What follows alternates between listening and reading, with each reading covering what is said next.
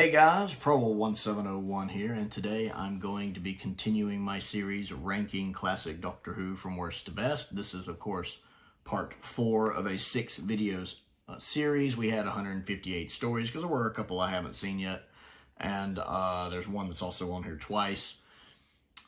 And we're at, of the 158, today we're going to be doing number 75 through number 51. And I guess we'll just get into it with number 75 on the list.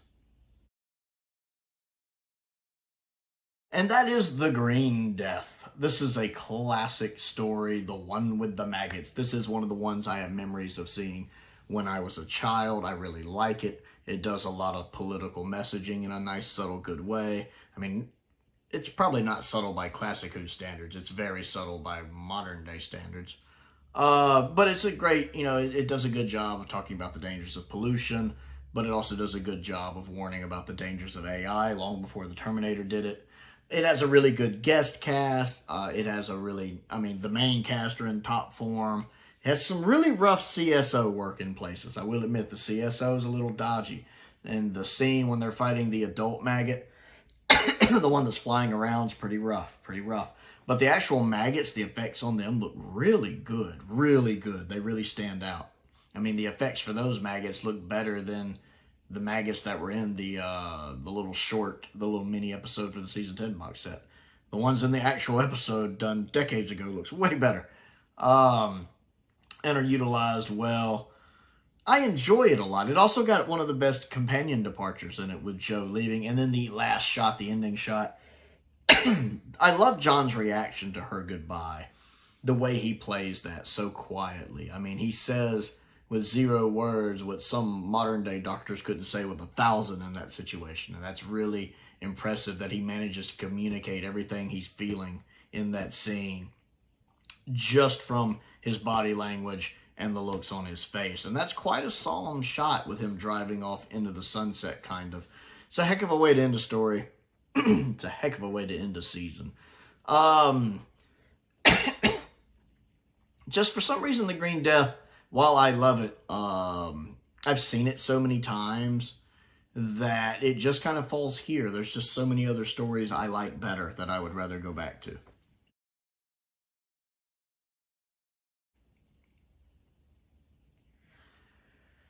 Next on the list is Resurrection of the Daleks, my favorite of the 80s Dalek stories. This one is dark.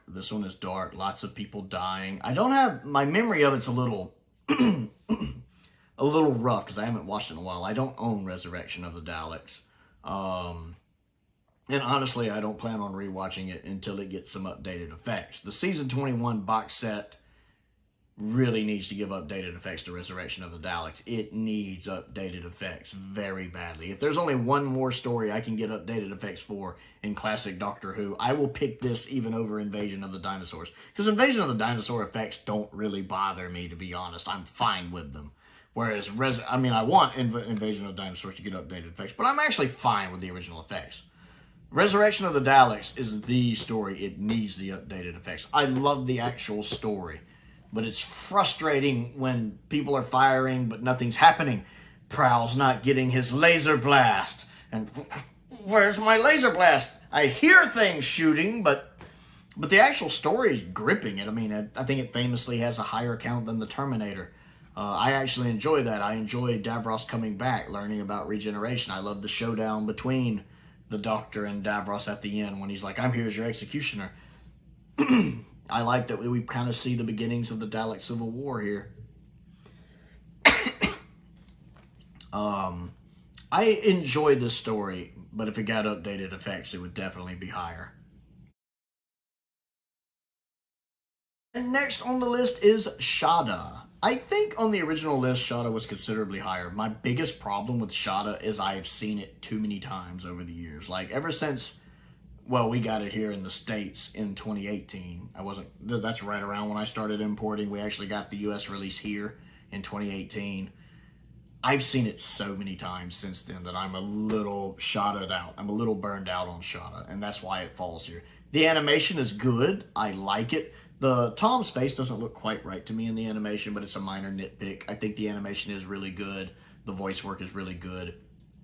And the transitions from live action animation are really good. They're not really jarring at all. I'm really impressed with that. The footage looks really good. Of course, some of it is shot on film. They still have the film that looks gorgeous. I love the humor. I love Douglas Adams. You give me Douglas Adams and Tom Baker, I'm a happy guy. That's really, really neat stuff.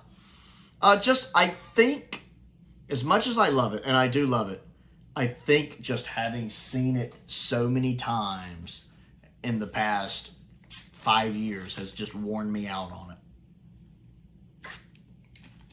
I think if I went like 5 years without watching it, it would be considerably higher on the list, if that makes sense. Plus, I love the guy playing the professor, Dennis Carey or whatever his name is. He also plays the Keeper in The Keeper of Traken. And my goodness, he looks like Patrick Troughton in a disguise. I absolutely love the professor. Would you like some tea? Sieve! I've got a memory like a sieve! I love that. I absolutely love that. You really get the idea that that's how Time Lords have small talk. Well, I've heard all about you. No, really? No, but I will have done.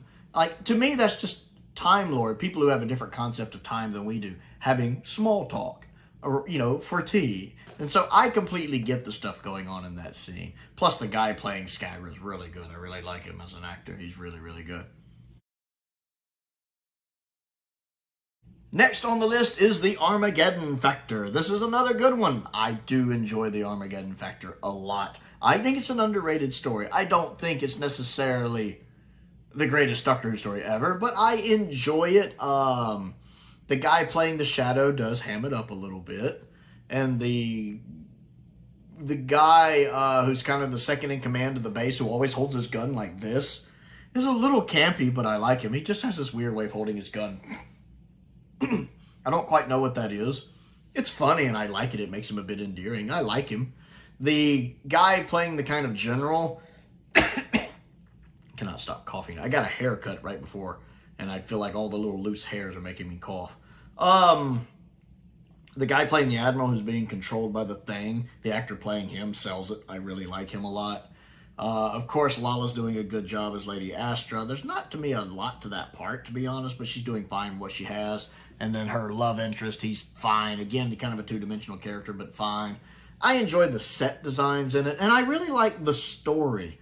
Like, with the time loop the Doctor sets up and how the time loop is kind of stretching. Kind of like Eve of the Daleks in a way, where it's set on like a Groundhog Day loop. But whereas the loop is closing itself in Eve of the Daleks, it's stretching out to the breaking point here. That's pretty neat, actually, how that kind of mirrors each other. I don't care for Drax. I don't care for Drax at all, especially with that accent. I don't know what kind of British accent that is, but ooh, lordy, lordy, I don't care for it. But I enjoy the story overall. Marytown gets a nice final story. And I think Tom is really good in the story. I love when they try to put the controlling thing on him and he just takes it off like, meh. That's funny to me. Just how he's like, oh, what's this? I tend to always love Tom Baker and stuff. He's just my doctor for a reason. And next on the list is the Dalek Invasion of Earth. I like this one. The location work of the Daleks running around London is just iconic. It looks so neat. I really like how they added the Dalek writing on some of the parts of the town, even though they weren't supposed to do that. It just looks so nice and gives it a sense of realism, seeing the Daleks running around in places where people watching this originally would have been familiar with. Like, wow, there's Daleks there. That's pretty cool. I enjoyed the story. I like that the Daleks are more of a threat because instead of being on their home planet, they're on ours. That's interesting. I like the concept of the Robo-Men. They're kind of proto-cybermen, really.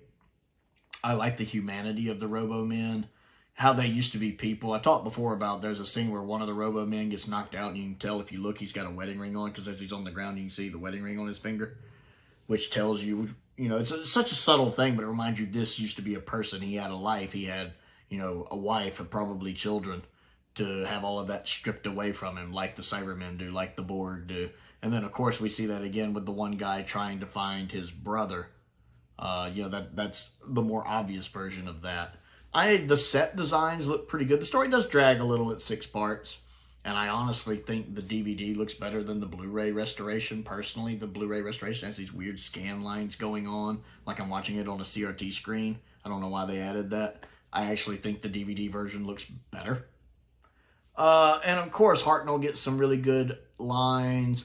Susan gets a really nice farewell. And of course, Hartnell gets his famous speech at the end. I do feel like the Daleks are beaten a little too easily. And Barbara talking like the Dalek. There's some silliness going on here. But again, it's early days of Doctor Who. It's a children's show.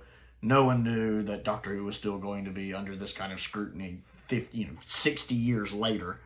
So I give that a pass. Overall, really good story. Next on the list is Doctor Who and the Silurians. I enjoy this one. It drags a little. It needs to be a little shorter. Maybe an episode shorter. Maybe. It is probably a harder watch for some people being post-COVID. Now that we've had, of course, with the disease and virus spreading at the end, that probably hits a little different now. 70, not 70, but 40 years on, 50 years on from when it was broadcast originally. That probably might hit people a little harder. Of course, it does have Jeffrey in it, and I always like Jeffrey when he shows up in Doctor Who, kind of playing Patient Zero there. But I like, well, not really Patient Zero, but you guys know what I'm talking about. He's also in The Mutants. He's also in Voyage of the Damned. I like him. I don't know why, but I like him. And it's got Peter Miles in it. I like Peter Miles when he shows up. I love Peter Miles. He strikes me as so, I don't know, repressed. But he always puts in such a good performance. And then the ending is what really sells me on it. I do love the ending of the story a lot. It's what Warriors of the Deep and what Orphan 55 wanted to be and failed at. That wonderful ending with the Doctor just aghast when he specifically goes, "That's murder." And Pertwee sells it. One, I never feel like I'm being lectured to in that scene. I feel like I am just an invisible, silent observer to that scene, if that makes sense. Like I just happen to be there and they don't know I'm here and I'm just watching reality play out in front of me. And a lot of that is down to, especially John, but also Carolyn, how they play that scene and the looks they give. And like John, when he looks and he looks back and he looks and he looks back again. And you can just tell by that look, he's so disappointed, not only in the Brigadier, but in humanity in general. It's a fantastic ending. That ending is definitely the reason why it ranks this high, even though I enjoy the story as a whole. It does kind of plod along a little bit, to be honest. It has a couple spots you could touch up the effects a little. Not bad, but a couple spots. And the Silurian design works pretty well for me, too. Just needs some good color restoration. That'll help a lot. And next on the list is The Ark, the very first Hartnell story I ever owned. I bought it on DVD. It was my first Doctor story I got. And I really like The Ark. It's one of the standouts of Season 3, one of the few complete stories for Season 3. It has a twist midway through that you guys know I love. I've talked about it a million times on here. I think the cliffhanger at the end of Episode 2 where they see how the statue has changed is one of the best cliffhangers from the 60s. I think it's really good. And it's almost like you're watching two-parters. Like the first two-parters go one way, and then you get the twist, and the second two parts, you're dealing with almost a sequel story. It's almost like there could have been a story between this. Like you could have had episode 1 and 2 of The Ark, and then like The Mythmakers or something, and then episodes 3 and 4 of The Ark. It could have been done with something in between. And I like that aspect of it. Kind of like how Robert Holmes liked to do 6-parters as a 4 and a 2. This is almost like a 2 and a 2 instead of a 4-parter.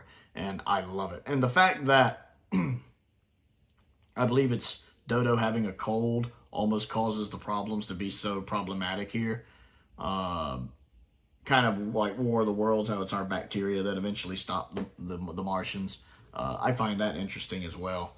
And it's something I wish Modern Who would explore some point, just the companion or the Doctor having some slight little thing like a cold and them ending up on a planet where that's a problem. I would actually really like to see something like that done. Next on the list is The Mysterious Planet, my favorite season 23 story. I enjoyed this one. The incidental music is really good. Colin and Perry are really good. Colin and Perry. The Sixth Doctor and Perry are really good here. They've mellowed a bit since season 22. It's another one of those things where, oh, we're actually on Earth after all. That's a pretty cool reveal, how that's done. The robots in it aren't the best in the world, but they're fine. I like the lady who leads the tribe. I think the actress playing her does a good job. And we get Glitz and Dibber. I like Glitz and Dibber. Especially Glitz, but also Dibber. I enjoyed that as well. It's just a nice story. It's a four-parter that knows it only needs to be a four-parter. It might not be Bob Holmes' S tier, but I'd put it in A tier. I like Mysterious Planet a lot. It's still Bob Holmes writing, it's his last full story. And I think he does a pretty good job with it.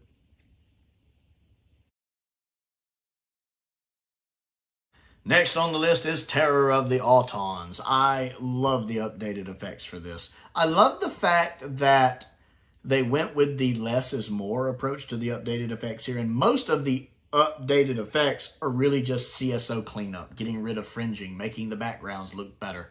Really, a lot of it's stuff you wouldn't even notice unless you're comparing them side by side. They don't really... It's not like Day of the Daleks where the changes are just so in front of you. It's kind of the opposite of that. And I like that here. It's subtle. I mean, really, you only have a couple effects where you really notice it, like when the Nestine is manifesting at the end. And to be fair, I prefer the updated version of that. The regular version of that's fine, but I prefer the updated version of that. It gives it that kind of squid look to give it some continuity with Season 7. I enjoy that. I can understand some people thinking the CGI looks a little out of place in the story. That's fine. I accept that criticism because it does a little. My willing suspension of disbelief is fine with it. But the original version of the shot, also fine. But the also the little toy bear thing that looks demonic, I wouldn't want a kid to buy that either. The updated effects for that are much better as well. But just from a story standpoint, I enjoy that one. It's really good. It's a wonderful introduction to the Master. I love the Master's first scene. Roger Delgado just grabs you and gets you and reels you in hook, line, and sinker with that first scene. I am usually referred to as the Master. I love that. He just immediately gets your attention. He does such a good job of that. He has such a presence, Roger Delgado. Especially when you realize it from, the way they talk, he was a very kind-hearted, nice man. So to be able to play that role the way he does, it's just a sign of a phenomenal actor. I like the scenes going on at the circus. I love bringing the Autons back. The cliffhanger where it turns out Terry Walsh is not a police officer, he's an Auton, is a wonderful cliffhanger. It resolves really well. I don't think it's as good as Spearhead in Space, which is higher on the list. But I do think it's a really good story and a really good start to Season 8. And a good introduction for Joe as well, I will admit. Next on the list is Warrior's Gate. I like Warrior's Gate. Seska's actually, I think... No, Seska just got done reacting to Warrior's Gate, so I got to catch the Cliff Notes version of that. I haven't actually watched the full story in a while. But I enjoy it. I feel like Tom is performing well in this. Some people say he's tired. He looks tired in Season 18. And I see it like in the occasional shot maybe, but I feel like he's in fine form here.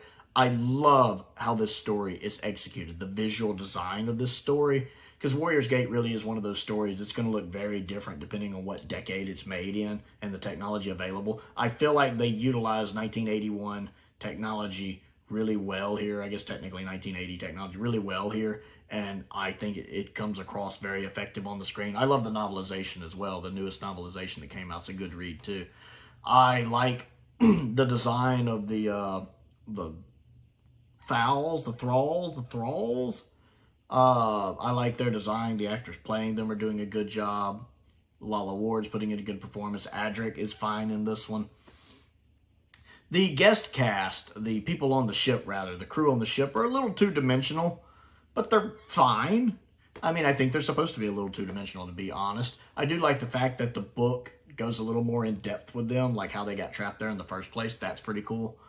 And you see the horrific part of what it takes to wake one of the thralls up and how they get scarred pretty bad if it doesn't go right, which it typically doesn't. That's pretty cruel. But then you also find out, like, you feel sorry for the thrall race, but then you realize that deep in the past, they were the rulers and they had other races enslaved, and just how the tables have turned. That's a pretty interesting revelation. And the scene, when it shows scenes from the past and then it cuts back to the present with everything turning into cobwebs, that's some pretty cool special effect work. Tom really gets in a good performance. I like when they're talking to him and he's like, yes, I see, and he just knocks the cup over on the table. I love that scene. And the fact he can walk through the mirror and K9 can, but no one else can, that's also cool. I think it's a really good story, and I think it's executed really well on screen, and that's a great combination. Next on the list is Tomb of the Cybermen. I know some of you would have this one higher, and I like Tomb of the Cybermen well enough. I don't care for the Cyberman design as much. It's fine, but I prefer the 10th Planet design and the Invasion design over it. Also, when they talk, some of the times I can't understand what they're saying. It has some really iconic imagery, like the tomb thawing out and the Cybermen emerging from the tomb. Very iconic stuff. It has a good cast. I understand some people might have some issues with how Toberman is treated because, well, let's be honest, there's no getting around that he's treated in a bit of a subservient nature. It's definitely subservient to the rest of the crew. That's just there. But I also think it portrays him well in the sense that not only is he able to break the conditioning of the Cybermen, which is something very few people can do, but he also sacrifices his life to save them at the end, closing the doors. So I actually think that him as a character in that regard is treated pretty well. So that's kind of 6 of one, half a dozen of the other. So, but you can't ignore the subservient nature of his character either and how that's written. Both of those are there. I do like the guest cast as a whole, though. Troughton causes some of the problems himself. He knows everyone needs to get out of there, but he can't help his curiosity, like when he's hitting buttons to open the lid. Maybe he figures they'll get in there eventually anyway, and he'd better do it while he's there to kind of contain the situation. I love the scene, like when he's kind of leading the one guy on, and then we can do this, and the guy's like, yes, yes. Well, now I know you're crazy. The whole bit there. I just love how Troughton plays that. And of course, it has that beautiful scene between Victoria and the second Doctor when they're talking about her father. That's a very touching scene. The Doctor comforting his companions, which not all Doctors do. You know, 13 is really bad about not doing that. But to be honest, 4 is kind of like that too. 4 is very alien like that too, to be fair. So it's not just 13 that's like that. But the second Doctor, just watching him comfort Victoria is such a beautiful scene. And next on the list is The Mine Robber. Now, I've only watched The Mine Robber once, and I do need to give it another watch, but I love the fantasy element to it. Doctor Who can do fantasy really well. The fact that because they were having to escape at the end of the Dominators, with that emergency switch throws them out of time into this fantasy realm. I love episode 1, how it's so minimal. The whole story has this very minimalist approach to it, which really... One, it works for black and white. I never want to see the Mine Robber colorized. I don't think that would work. I think what's going on here works really well in black and white. And 2, it really fits classic Doctor Who's budget. And so going with that minimalist approach really benefits the serial in so many ways. You know, seeing that white room with the robots that blend in works really well from episode 1, where are we? We're nowhere, kind of. I like that. And then when the story picks up with episode 2, them running into Gulliver and the little, toy soldiers and Medusa and the Minotaur, all these things out of literature. Matter of fact, I don't know if it's true. One, I love having Bernard back. I always love when Bernard shows up in Doctor Who, and of course here he's playing Gulliver. I've been told, I don't know if it's true, but everything he says in the story is a line from Gulliver's Travels. He only speaks dialogue from the book. I don't know if that's true or not, but if it is, that would be fascinating to me. It throws me off a little bit when the main antagonist, or kind of the main guy who the Doctor is supposed to replace, is called the Master. They keep calling him the Master. That's very much throws you off watching it retroactively.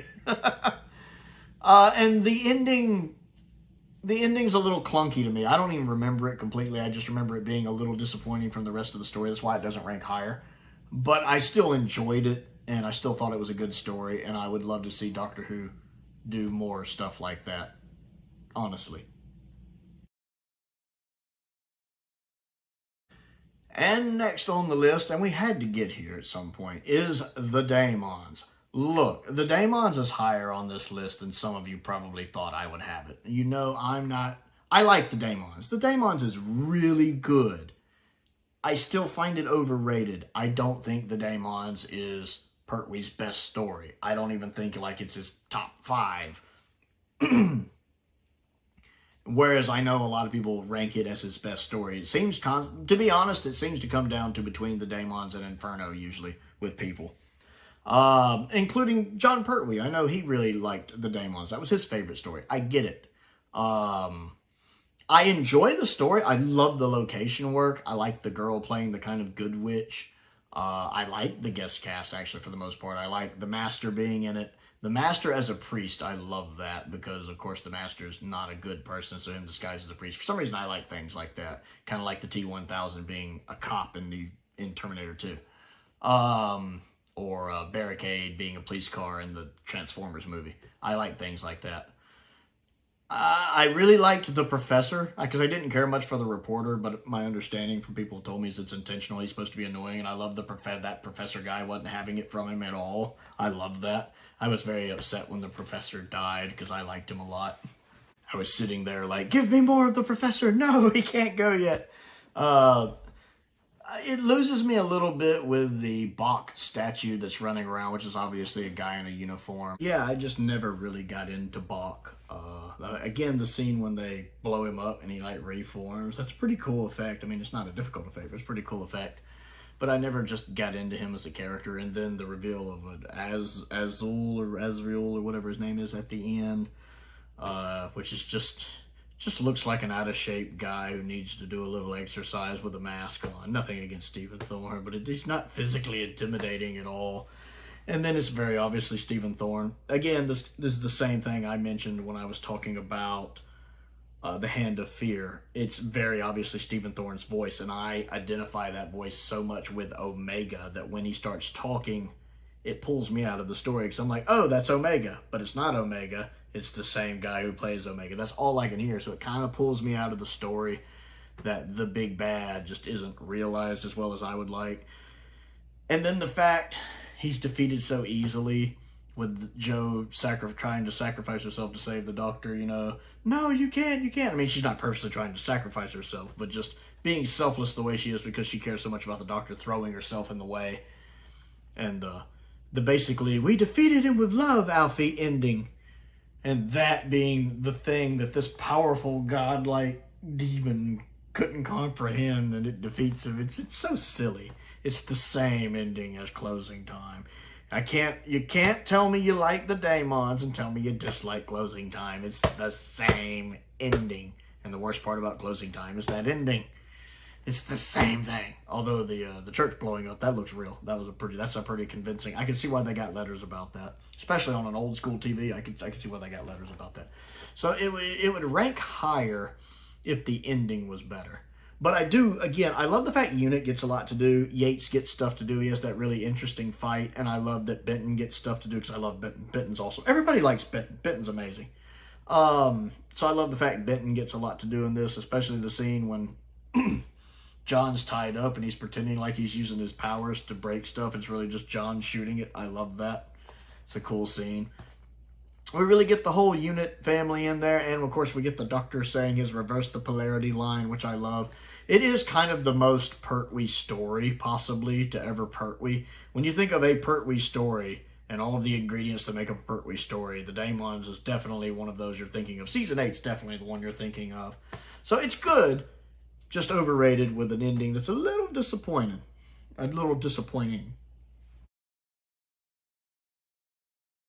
Next on the list is Colony in Space. I always think of these two with each other. Maybe it's because everyone always raves about the Daemons and everyone always criticizes Colony in Space.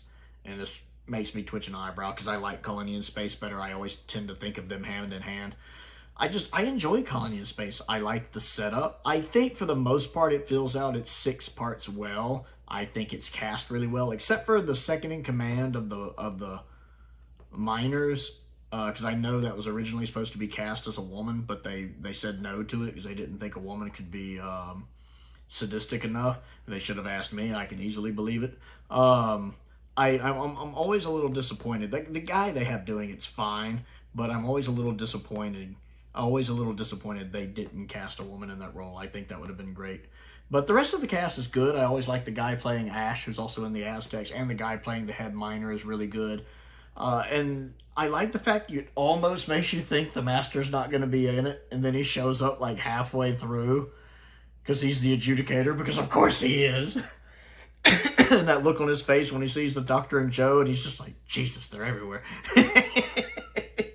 Now, there is one weak part to the story that has become apparent to me over repeat viewings. The stuff going on in the city does kind of pull it down a bit. The stuff in the city's uninteresting. First, the makeup on the guys running around isn't that interesting, but the little tiny puppet thing is really unconvincing and uninteresting. The city part does, and especially the one that kind of is blind, that's doing all the pointing, is not very compelling.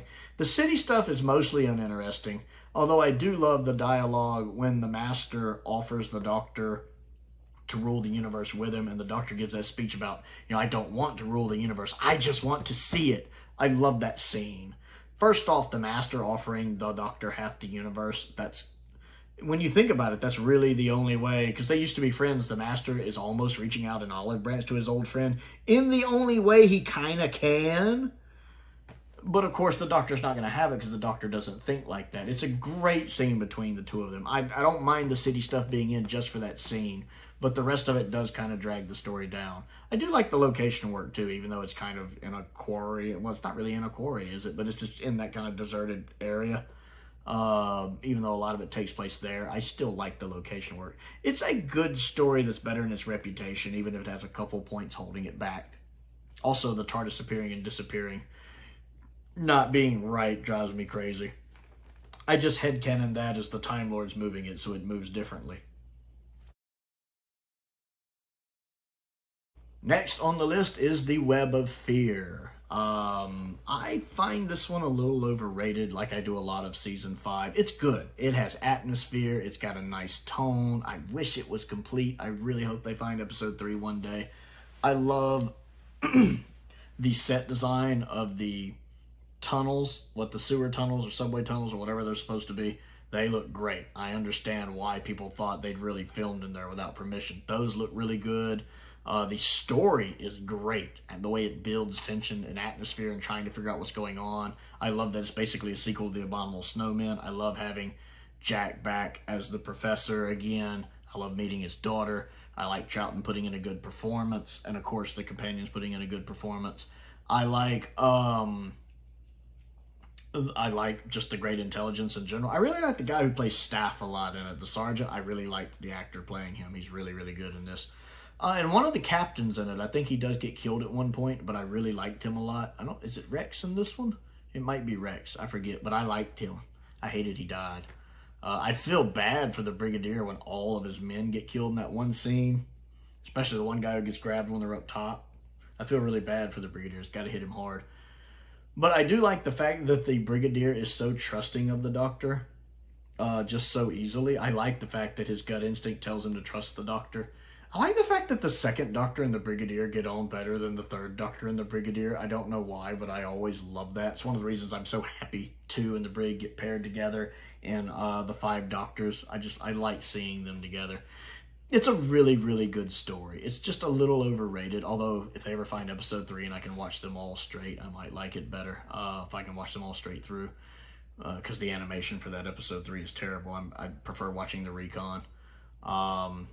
Just for some reason, it doesn't get any higher on the list of me. While I like it, I still find it a bit overrated. Next on the list is the TV movie with Paul McGann from 1996. Part of the reasons this high is its uniqueness. There's nothing quite like the TV movie. It's a unique piece of Doctor Who. There's nothing else in Doctor Who that sounds like it, that looks like it, because it has that certain film quality like a movie shot in the 90s. It has this very much, it's been very Americanized. which I'm not necessarily saying is a good thing, but it is a unique thing. I like the unique tone and feel of everything going on in this movie, the way it's written, the way it's directed, the way it's filmed. So it gets points for that. Also, McGann is fantastic. McGann's probably the best part of the movie, let's be honest. He is phenomenal as the Eighth Doctor, and I can see why he's some people's favorites. I like Eric Roberts' Master. I've gone on about this at length. I'm not going to do that here, but I find him underappreciated. He actually gives a very nuanced performance at times. He's a little over the top at the end, but there are things he's doing in the beginning and the middle when he's the Master that he has little subtle things that I really like. I don't really care for the character of Lee much and the performance much. It's fine. I like Grace as a companion. She's good. She's not blowing me away or anything, but I like her well enough. I love the TARDIS interior. I absolutely love that TARDIS interior. It's one of the best TARDIS interiors in my opinion. It's the first one, I think, to have the column reaching all the way to the ceiling, too. And then I enjoy what little bit of time we get with Sylvester McCoy. I like the way his hair is and that outfit he wears. That's my favorite McCoy outfit. I wish we had gotten more of the Seventh Doctor. It wouldn't have made sense to, because we need time for McGann, but I really do like the little bit of time we get with McCoy in this. And I like the soundtrack, actually. There are some really good pieces of music in this as well. It's a really flawed but fun story. It has one of my favorite encounters or conversations between the Doctor and the Master when the Doctor's chained up and the Master's talking to him. I love that exchange. What would you know about death? More than you! I love the way McGann gives. That could have been my favorite McGann line when he's like, more than you! I love that. I love that. That whole exchange there. Lee's lying to you. This is my body. This is my TARDIS. I love all of that. McGann is just going at 110%, and I love it. Love it. The TV movie. Flawed, but good. Next on the list is Invasion of the Dinosaurs. Yes, the dinosaur effects let it down a little, especially the T-Rex. Some of the dinosaur effects actually are pretty okay, but the T-Rex is kind of bad looking. The dinosaur effects do hurt it. Would I like it to get updated effects? Yes, it is the season 11 story that really needs the updated effects, and I hope they really put the budget into it for that. But I enjoy the story a lot. Episode 1 is really a nail-biter as it builds the tension of what's going on when you just see the Doctor and Sarah exploring a deserted London, wondering where everybody's at. It does a really good, it gives that really good impression of building tension, though. It does a really good job of building tension, wondering what's going on, what's happening, why is the town deserted. And then, of course, the cliffhanger being revealed at the very end of them seeing the dinosaur. That's pretty cool. I enjoy that. I enjoy the Doctor and Liz in this. We don't get a lot of 3 and Liz together, so I do like that, because I think Liz is written very well in season 11. I love the scene when they're trying to explain to the guy to contact the Brigadier, and because the guy thinks they're thieves. And I love when they're having their picture taken, and John does that little smile. It's like when he gets his picture taken, his little mugshot, he's like, I love that. That's funny. That's very funny. And of course, John's disrespect for authority figures. Or the Third Doctor's disrespect for authority figures. What's going on with Yates is kind of odd. It feels out of character for me, but I always have to keep in mind that the last time we saw Yates, he was brainwashed in the events of Green Death. So he may have been recovering. Well, we know he was on vacation, basically. And I think while he was recovering from that, it left him susceptible to being manipulated by the group. And we have to keep in mind that the group that are the antagonist of the story, they're not bad people in the sense they think they're bad people. They think they're the good people. You know, they're not the yes, I like being evil type. They're the ones who think they're the good guys. They think they're doing the right thing, and the fact they managed to get Yates under their sway. Although I do like the fact that he still doesn't want to betray the Doctor, like when he saves the Doctor by removing the piece from the gun. The stuff on the spaceship is really, really weird. It kind of loses me there. I love seeing, was it Carmen? Is that her name? Who was also in the Celestial Toymaker, and she also played in LOLO as Renee's wife, and I love LOLO, and I love her singing. And the fact I love that she's in the story. But the fact that they believe that they're on the spaceship, and the fact that they should have realized that Sarah would realize the cut on her head hadn't healed, although maybe her hair covered it and they didn't notice. I don't know, I find that part a little far-fetched, so it kind of loses me there, that these people would buy into that, even though they're obviously not on a spaceship. It kind of loses me.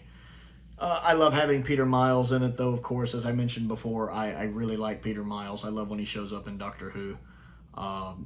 And it's a little odd at the end that the Doctor can walk through that when nobody else can. But I think, you know, the fact he's a Time Lord and he can kind of, time affects him a little differently. I mean, it's like, in some ways, I don't know if that works. In other ways, I think it's pretty cool, if that makes sense. I feel kind of double think about it. But yeah, just overall, this is just kind of where it falls. I need to give it another rewatch. I definitely like it. It's got a really good story with some weak points, but a good story with some effects that need a little updating. And next on the list is the Android Invasion, which is the first time we have seen Season 13 in this list. Season 13 is a very strong season, so we're almost in the top third of the list, almost.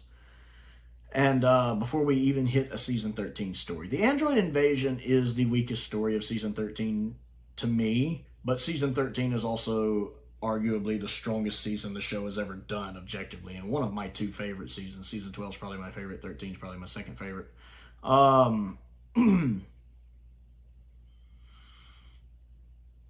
The Android Invasion is a good story. I mean, it is. It's a really good story. It kind of has Invasion of the Body Snatcher vibes going on.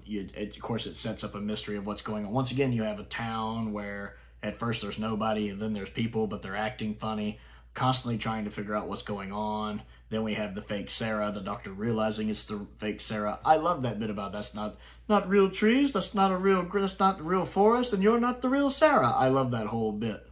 I knew it immediately. I love that. And then we have Sarah meeting the fake Doctor, and I love that camera shot when she sees the fake Doctor, and it does that close-up of Tom, and he's kind of...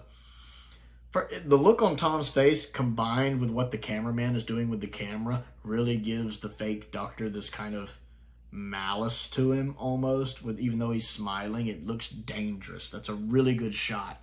And it's Tom and the cameraman and the director all doing a good job there. I enjoy it. I think Milton John, is that his name? Who also, of course, played the Castellan in The Invasion of Time. He's good. He's always good when he shows up in Doctor Who.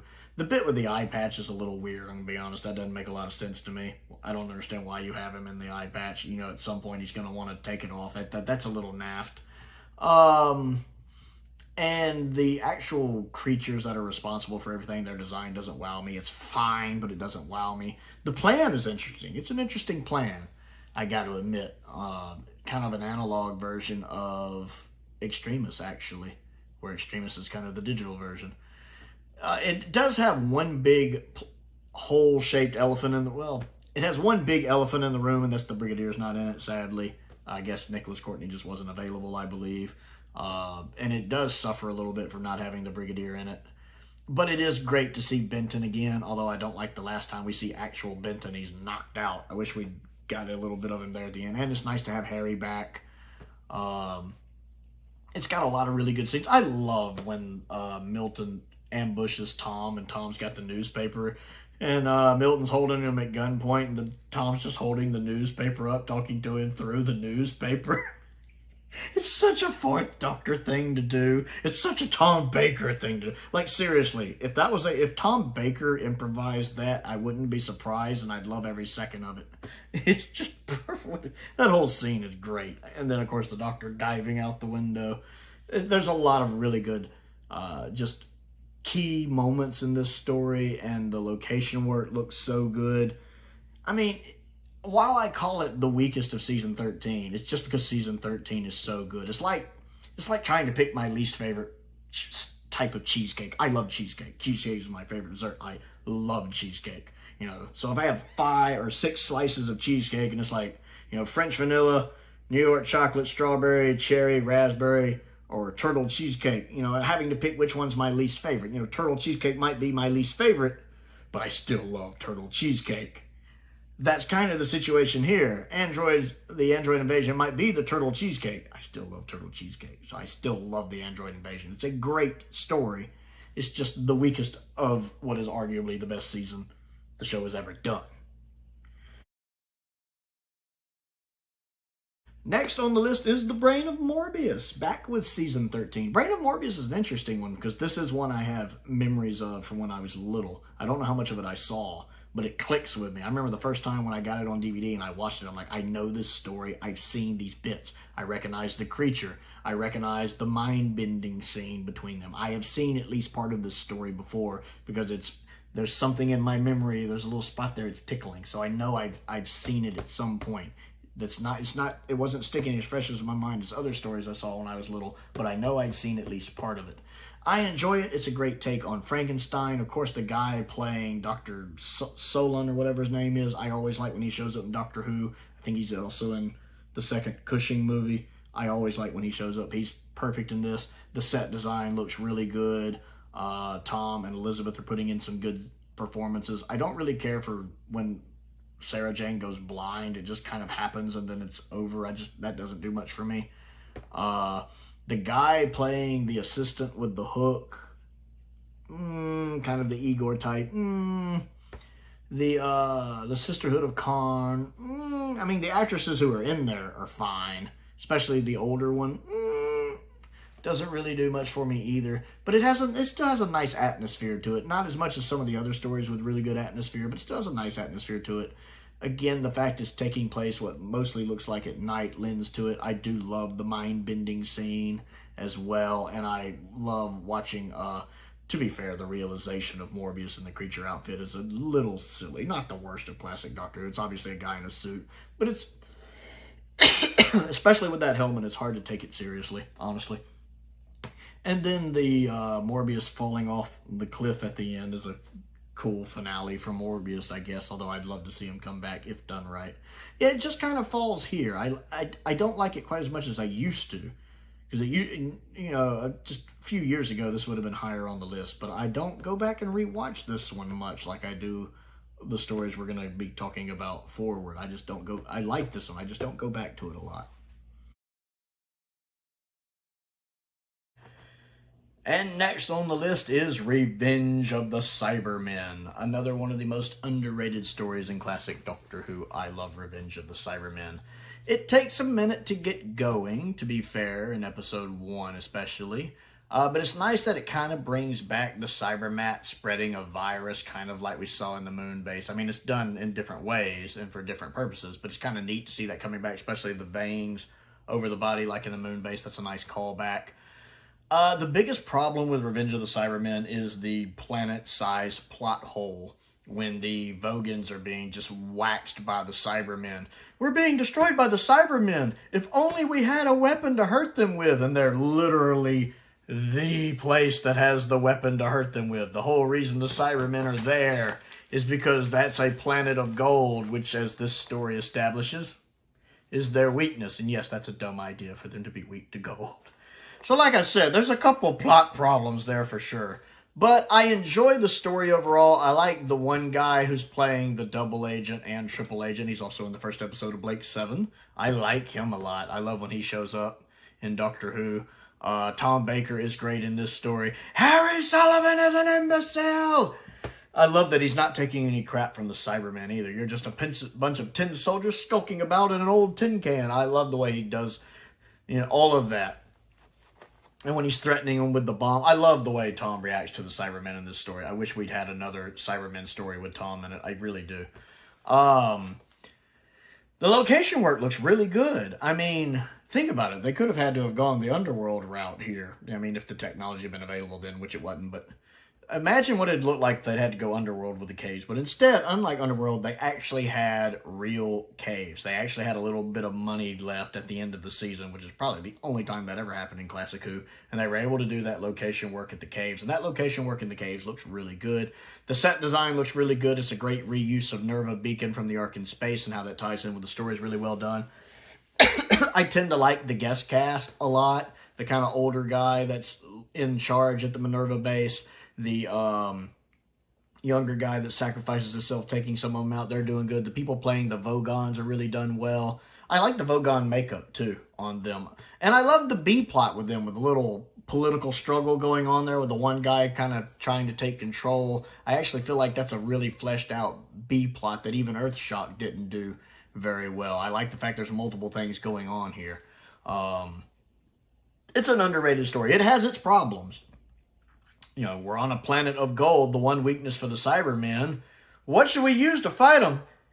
Crap, I don't know. Let's just throw more bullets at them. It's not working, but but I still enjoy it because the performances are good, the sets are good, the location work is good, and the story, aside from, you know, gigantic plot holes, is fun. So, and still an underrated story. And next on the list is the Crotons. I never understand why people don't like the Crotons. The Crotons is a 4-parter that knows it only needs to be a 4-parter. It fills out its 4 parts well. Now, at like 6 parts, yeah, it would have drug. But at 4 parts, it's fine.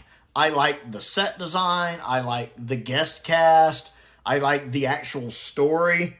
I like the concept of the Crotons. And I partially like the execution of the Crotons. The Crotons, from the waist up, look good. For a 60s kid show, which is what Doctor Who was, who knew 60 years from now, it would all be under this kind of scrutiny.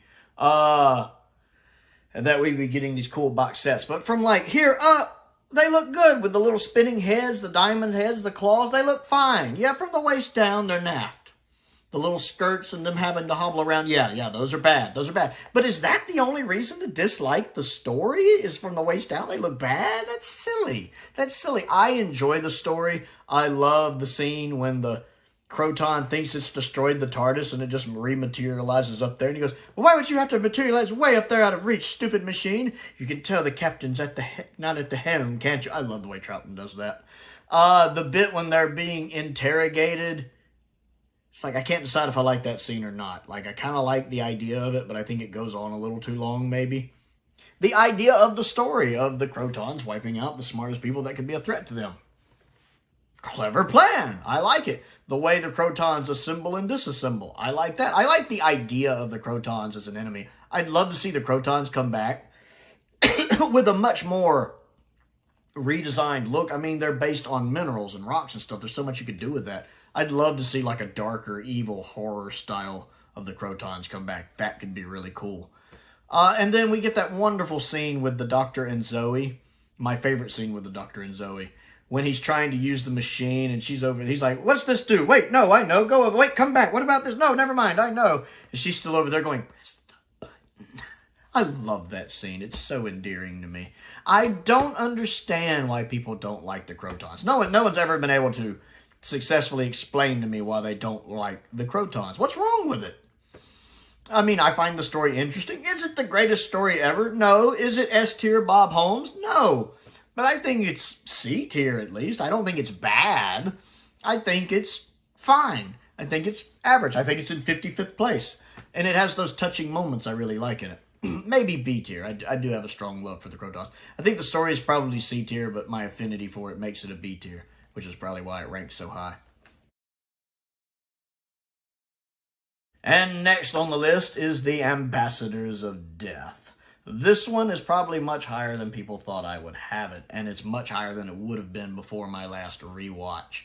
But I enjoyed my last rewatch of it. Ambassadors of Death proves to me what I talked about when I was talking about the Daleks in the first video.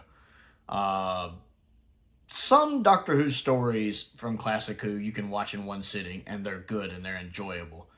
Some of them don't work like that, because we have to keep in mind these stories weren't made originally to be watched all in one sitting, especially these 6 and 7-parters. They're not made to be watched just back to back to back to back. They're made to be watched spread out once a week, with some breaks in between them. And some of the stories you can watch in one sitting, like Inferno. I can go through Inferno in one sitting easily. Whereas Ambassadors of Death is one of those that it just doesn't work for me in one sitting. But, which is how I watched it, I think, originally, or close to it. It was a long time ago. But spacing it out really helped it. I watched it over like a 3-day period.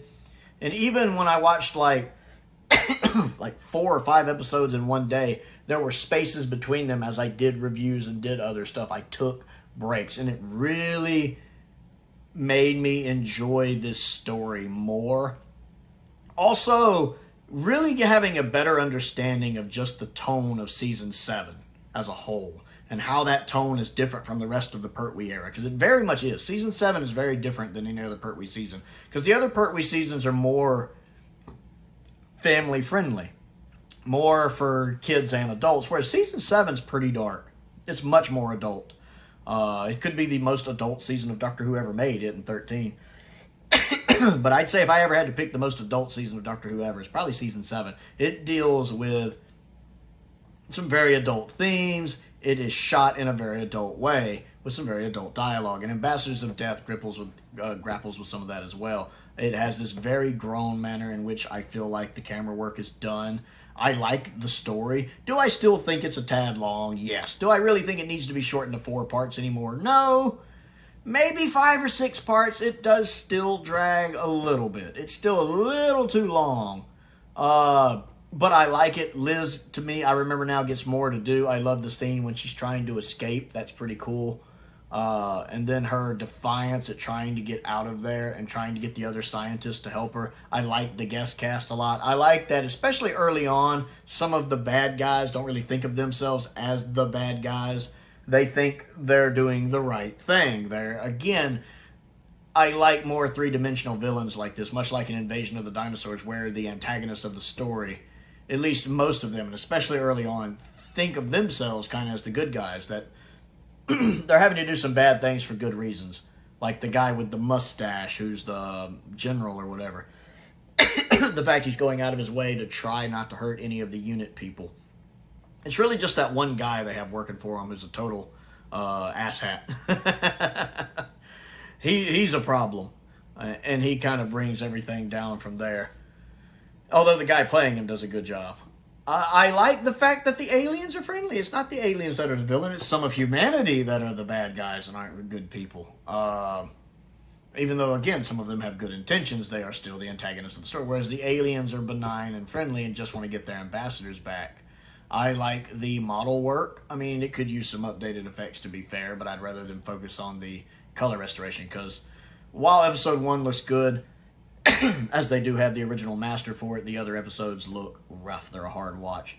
Episode 5 is a little better, but episodes 1 through 4, or 2 through 4, excuse me, 6 and 7 look a little rough, especially in some places, especially with skin tones looking a bit weird. But from a story standpoint, I like it. I like the cast. I like the one guy who's kind of the launch controller. I really like him. Just something about the actor playing him. I really liked him. And I love the scene when Pertwee first gets there, and he's trying to explain to him what's going on. He's just like, the man's a fool. I love that. The man's a fool. When he's trying to get him to listen, he's so arrogant, the Third Doctor. It's definitely one I have a much higher opinion of on rewatch, obviously, for it to be placed this high. It slots in really well with the rest of season 7 too. They really do form a really nice season with a very adult stories, and I really like that. It's interesting to see on rewatch how much this one's gone up in my estimation.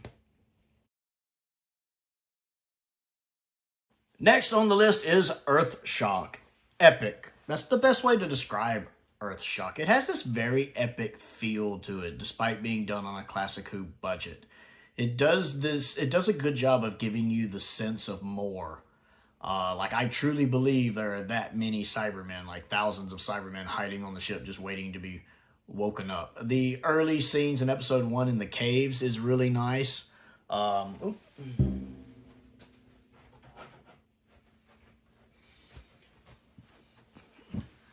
like the design of the androids that are running around there. The reveal at the end that it is the Cybermen who had been gone from the show for like 7 or 8 years at this point is a great cliffhanger, especially since it doesn't have Cybermen in the title of the episode, so it really is a shock to see them. Shock of the Cybermen. Yes, the Cybermen are a little more emotional in this story, but this isn't the first one to do that. Revenge of the Cybermen also did that, and stories after this one do that. That's fine. I always love seeing, was it David Banks? Is that his name? I love seeing him back as the cyber leader. He's so good in that role. The set design for the ship looks really good. I like the cast. I even like the woman that's in charge of the ship. I've heard people criticize her casting. Apparently, she's a very famous British actress. I feel like she does the role well, even if she doesn't. The actress doesn't know what's going on. Excuse me. I always think of that she inherited the business. Like maybe it was her husband's business, and he died, and she just kind of had to take over the business. Instead of getting someone to run it for her, she's just very stubborn and decided to run it herself. That's my headcanon for it. And for me, that makes the character make sense. Of course, it's also famous for having Adric's death in it, which a companion's death in Classic Who is very rare, and his death is really well done, especially with the updated effects. The updated effects help some. The laser blast look much better. Prowl's always up for some enhanced laser blast, and the laser blast look much better now. I like the sound effect the lasers make too. It gets a A+ from me. And then of course the crash on Earth of the ship, where it's actually crashing onto the planet now, is big improvement. I enjoy Earthshock. And again, epic feel to it. epic feel. I feel like Davison puts in a good performance as well. Next on the list, just edging it out, is Attack of the Cybermen. Now, I've only watched Attack of the Cybermen once. It's a little hazy in my mind, but I remember really enjoying it. I already feel like Colin is toning down from where he was in Twin Dilemma, because this is, of course, the next story after Twin Dilemma. And him and Perry, while still a little rougher, are getting on much better. I like the location work in the story. I feel like the set design is really good. I like having Lytton back. The scene when he gets his hands crushed is pretty graphic for Doctor Who. It's not quite as graphic as I've always heard people make it out to be, but for classic Doctor Who, it's still a little graphic. And then seeing the horror of cyber conversion, I don't know if that's ever been done better in Doctor Who. When you see Lytton partially converted and how it's affecting him, that's pretty cool. I like the little B characters we get, like the one guy who's partly converted, the like 3 guys who are trying to escape. I like the B plot with them, and it's so sad when they don't make it. I feel so bad when they don't make it. I don't care for the design of like the ballerinas and their little ice costumes. I don't really care for that design much, and just them as characters don't do much for me. And I do wish we'd had some like Tomb of the Cybermen style Cybermen there instead of all being, you know, modern day 80s Cybermen. But I get it, you know, what costumes they have, budget, etc., etc. And it is very lore heavy, you know, connecting with T-Lost and I think they're trying to crash the ship into 1985 before 10th Planet happens. They're trying to crash it into Earth. And it's very lore heavy. You really got to understand the Cybermen's history up to that point to maybe follow along with everything. But I enjoy it. I think it's a fun episode. I need to give it a rewatch, actually. I need to give it a rewatch. And the last one we're going to talk about today is The Rescue, a wonderful 2-parter that knows it only needs to be a 2-parter, and it's got Vicky in it. I like Vicky a lot. She's a much better version of Susan. I love how Maureen plays the character. I like how Hartnell, having just lost Susan, how he bonds with her. Like when she's upset with Barbara for accidentally killing her pet, and the doctor comforts her and talks to her. I adore the way they both play that scene. The set design looks good. I really like the model they use for the broken ship. I enjoy the scene when the doctor at the end invites her to come with them. Again, I love how much more paternal Hartnell feels towards her in this story. I really like that. And then I love the twist with the villain, Kilo Khan or whatever his name is, Kira Khan, I forget name.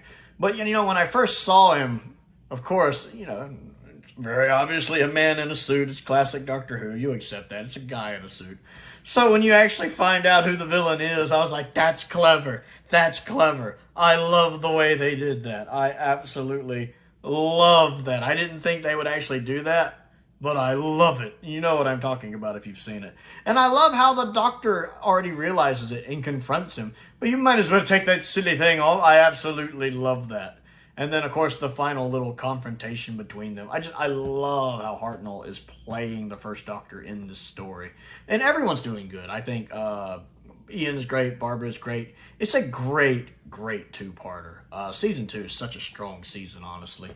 So that's going to finish up the list for today. We'll be starting on the top 50 next time. I want to know what you think, and if you disagree or agree with anything, go ahead and comment down below. Let's talk about it. Have a wonderful discussion. Other things to do, don't forget to click the like button and the subscribe button as well. I also have a Patreon if you like what I do and would like to support what I do. There is a link to that down in the description below. Several different tiers to choose from. I want to give a shout out to some of my top tier Patreon members, patrons. Finn, Perkins, and Colin Coney. I appreciate their support, as I do the support of all of my patrons. It does make a difference, and it is appreciated. I also have a P.O. box if there's anything you'd like to send me to look at and review, and a link to my Amazon wish list is down there, and a link to my Amazon UK wish list is also down there, because those are separate. The YouTube memberships are also available. Most importantly, thank you for watching.